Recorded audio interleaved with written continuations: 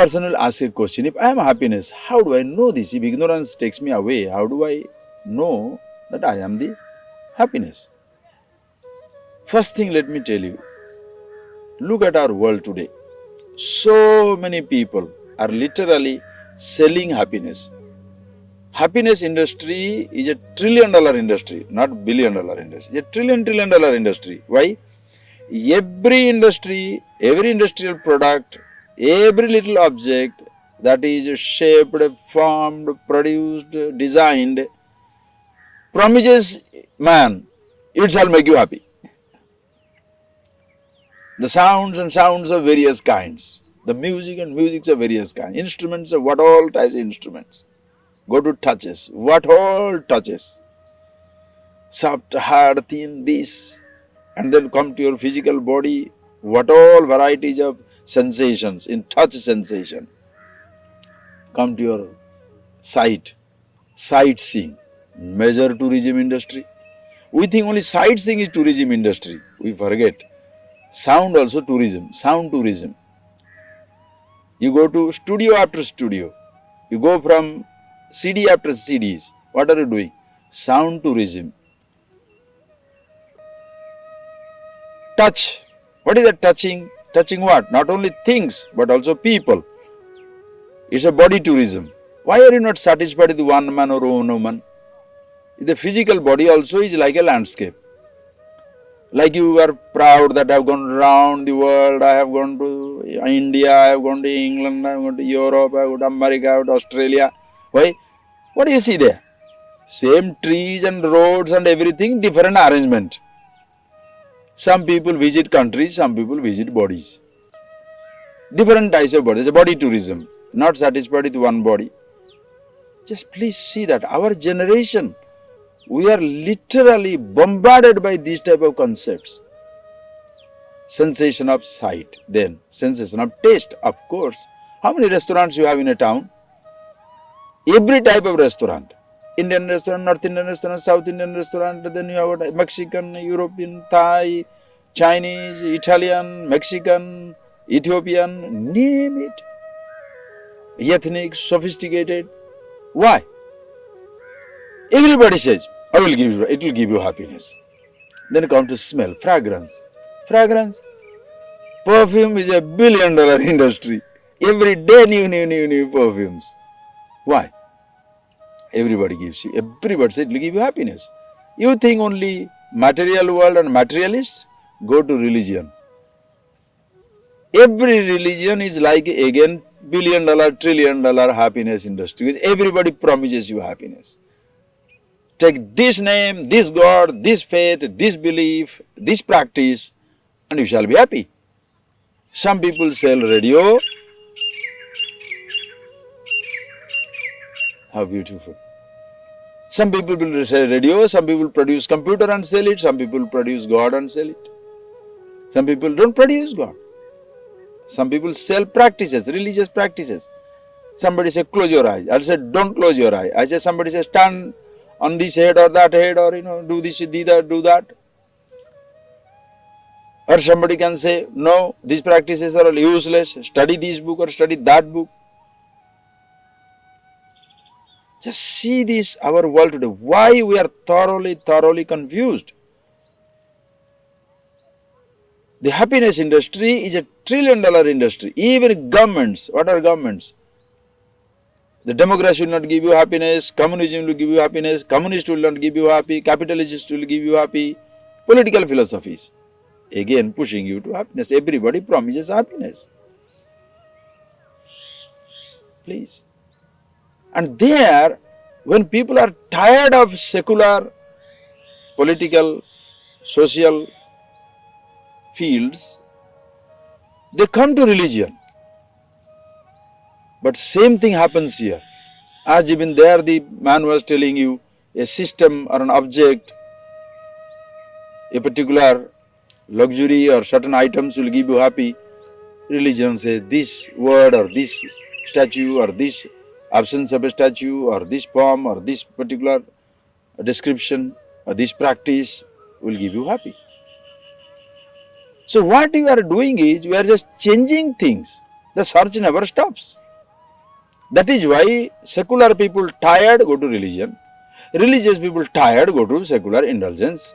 When you get tired of both, you don't know what to do. That is where the emptiness comes in. Because both promised but nobody delivered. Why they can't deliver? Because they are giving wrong addresses.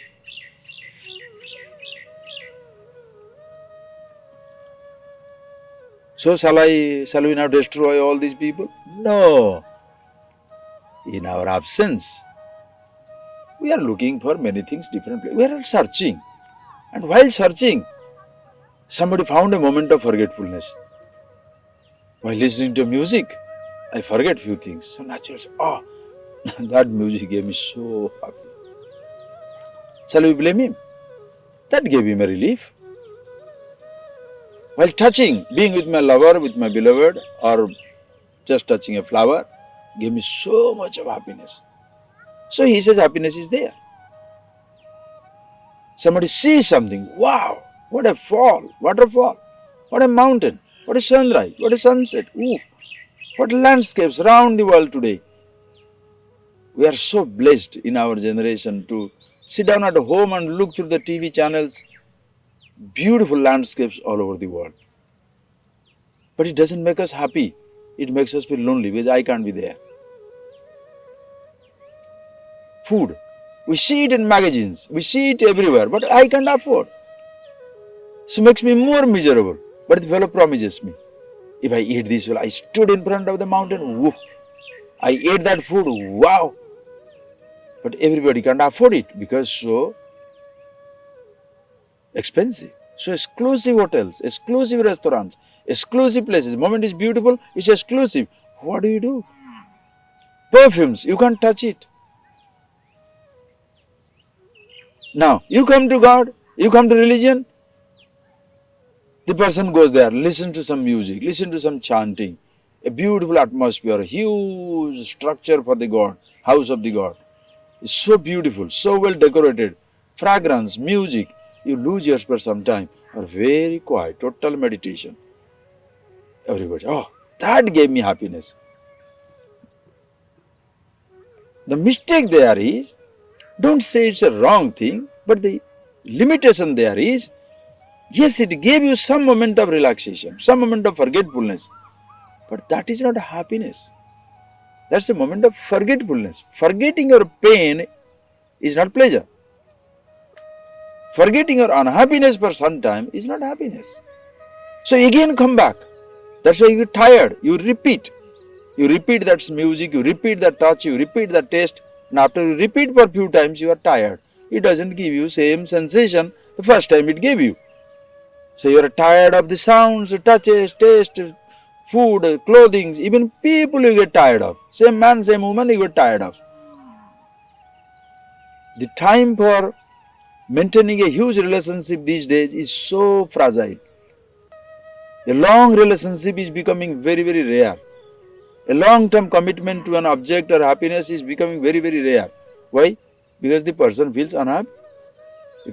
His concentration level or his commitment just doesn't last more than a day. So happiness is something a person must see. What is this happiness? It's not an industry, it's not something product I am promising. This is where this knowledge, self-knowledge, self-awareness comes so beautiful. Knowing yourself is not a practice. Being yourself is not a religion. This is where, how do I know it? Very simple. First know your destination. What do you want? Hey, even though I feel that I'm looking for something, really I'm looking for happiness. That must be seen very clearly. Next, address. Just like when walking down the road, somebody asks you, where are you going? If suppose you ask somebody, how to go?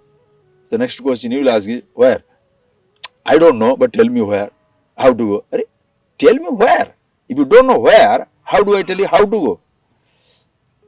So if you say, tell me that you want happiness, if you know what you want is happiness, then I can give you the address. And when you look for the address, you see it is yourself. Now, this is myself. How do I reach something which already I am? It is like somebody other day came to ashram. It happened really. And because so many people are there, he went around our ashram and comes back and asks me, are you Swami Shuddhanand? Now what can I tell him? He's talking, he's standing in front of me, looking at me, maybe shook my hand, he has touched me, he's experiencing me complete. But still he doesn't know I am the happiness. I am Shuddhanand. He doesn't know that. Shall I smile? If I smile, he will feel crazy. Because he is desperate to find Swami Shuddhanand. What am I smiling about? I am smiling because the fellow I am standing in front of him, still he doesn't recognize it. Body cannot speak it out just like that. I have to decide inside. Okay, what shall I tell? Shall I tell him Shuddhanand is here, I am Shuddhanand, or shall I say I shall be Shuddhanand? Shall I say you are in front of me, you are with Shuddhanand, shall I you shall be with Shuddhanand? Same way. Any moment of experience, there is a sound, touch, taste, smell, you automatically return to yourself. You are the happiness, but you don't know. You are experiencing it continuously, but you don't know. People make a huge mistake when they say, I have the knowledge but not the experience. Never, friends. Experience comes first before the knowledge comes. You think over it. He experienced me, but he didn't know that it is Shuddhanand. He would have gone back from the ashram telling people, he has not seen me. Why? His experience was not named. You see a mountain, but you don't know that is Sugarloaf. You see the mountain, but you don't know that is Himalayas. You see a person, maybe you don't know he is a European or Chinese or, Australian.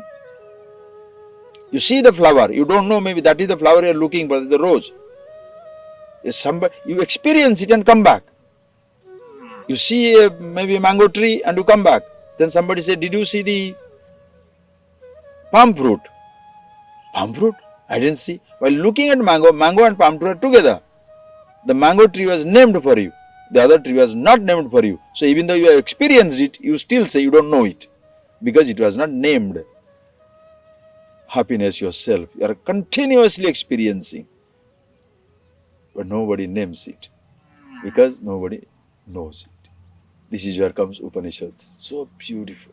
Self-knowledge only reveals it to you. You are happiness. These words reveal the truth, introduces you to yourself. For that, of course, you have to analyze, because all these false, wrong notions, ideas have completely overtaken our mind. What takes time is not understanding yourself or being yourself. What takes time is fighting these wrong, ingrained, instilled notions, ideas, conditionings. Where in the name of secularism, we are looking for some place, in the name of religion, we are looking for some other place. Whereas there is no question of looking for it somewhere. You are it. You are what you are looking for. Happiness itself.